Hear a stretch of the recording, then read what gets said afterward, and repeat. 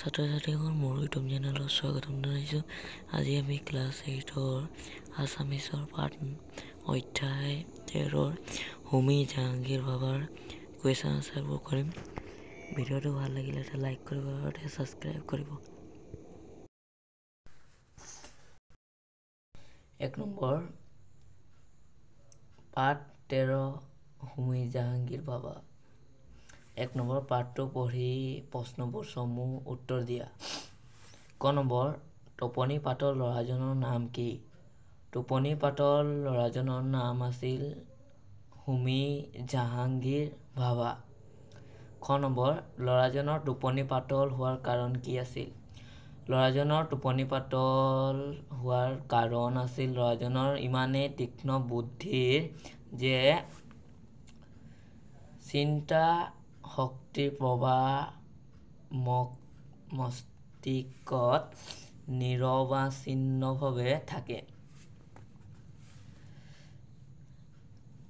গ নম্বৰ চিকিৎসকক দেখুৱাই অনাৰ পাছত মাক দেউতাকে ল'ৰাজনৰ বাবে কেনে ব্যৱস্থা ল'লে?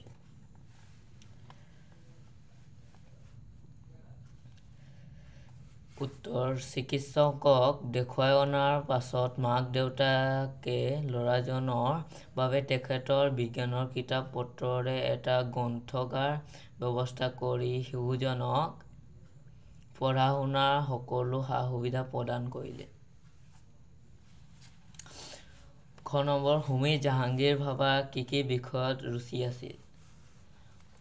হোমী জাহাংগীৰ ভাৱাৰ ভৌতিক শাস্ত্ৰ আৰু গণিত শাস্ত্ৰৰ উপৰি সংগীত আৰু চিত্ৰাংকনৰ প্ৰতিও ৰুচি আছিল। ঙ নম্বৰ তেখেত লণ্ডনলৈ কিয় গৈছিল?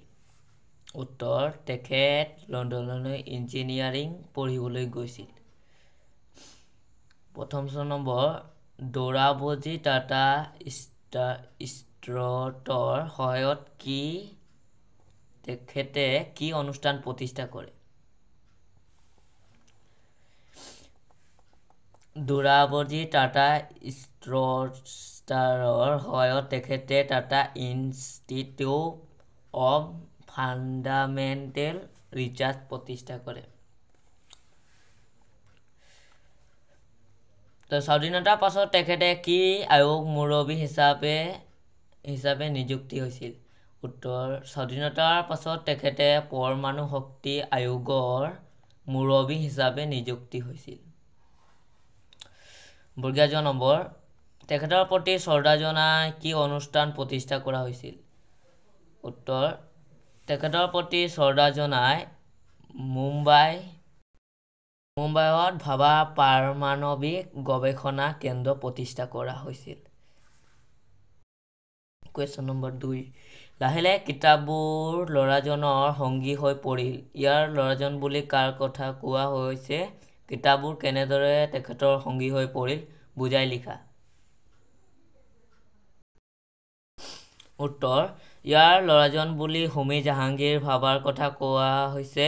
চিকিৎসাৰ কথা শুনি মাক দেউতাকে ল'ৰা হোমী জাহাংগীৰ ভাৱাৰ মনোযোগ বিজ্ঞানৰ প্ৰতি আকৰ্ষিত কৰিবলৈ সিদ্ধান্ত ল'লে আৰু সেই উদ্দেশ্যে তেখেতসকলে বিজ্ঞানৰ কিতাপ পত্ৰৰে এটা গ্ৰন্থাগাৰৰ ব্যৱস্থা কৰি ভাৱাক পঢ়া শুনাৰ সকলো সা সুবিধা প্ৰদান কৰিলে। শিশু হোমী জাহাংগীৰ ভাৱাই এই কিতাপ পত্ৰবোৰ সদ্ব্যৱহাৰ কৰিবলৈ ল'লে আৰু লাহে লাহে কিতাপবোৰ হোমীৰ সংগী হৈ পৰিল, অৰ্থাৎ তেখেতৰ কিতাপ পত্ৰবোৰ লগতে একাত্ম হৈ পৰিল। লাহে লাহে কিতাপবোৰ হোমীৰ সংগী হৈ পৰিল, অৰ্থাৎ তেখেতৰ কিতাপ পত্ৰবোৰ লগতে একাত্ম হৈ পৰিল। 3 নম্বৰ প্ৰশ্ন হোমী জাহাংগীৰ ভাৱাৰ সপোন কি আছিল? এই সপোন কিয় ফলৱতী নহ'ল? উত্তৰ হোমী জাহাংগীৰ ভাৱাৰ সপোন আছিল এজন মহান বিজ্ঞানী। সপোন ফলৱতী নহ'ল কাৰণ তেখেতৰ মাক দেউতাকৰ সপোন পূৰ্ণ কৰি তেখেতে হৈছিল এজন মেকানিকেল ইঞ্জিনিয়াৰ। নম্বৰ প্ৰশ্ন, হোমী জাহাংগীৰ ভাবাৰ ভাৰতবৰ্ষক ভাল পাইছিল, এই কথা পাঠটোত কেনেধৰণে প্ৰতিফলিত হৈছে লিখা।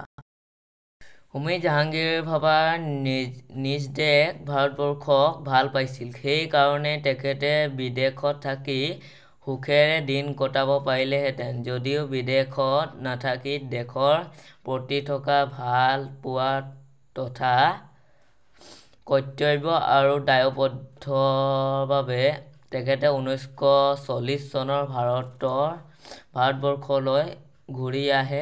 তেতিয়াৰ পৰা এই বিজ্ঞানীজনে ভাৰতবৰ্ষৰ উন্নতিৰ কাৰণে অহোপুৰুষাৰ্থ কৰিছিল।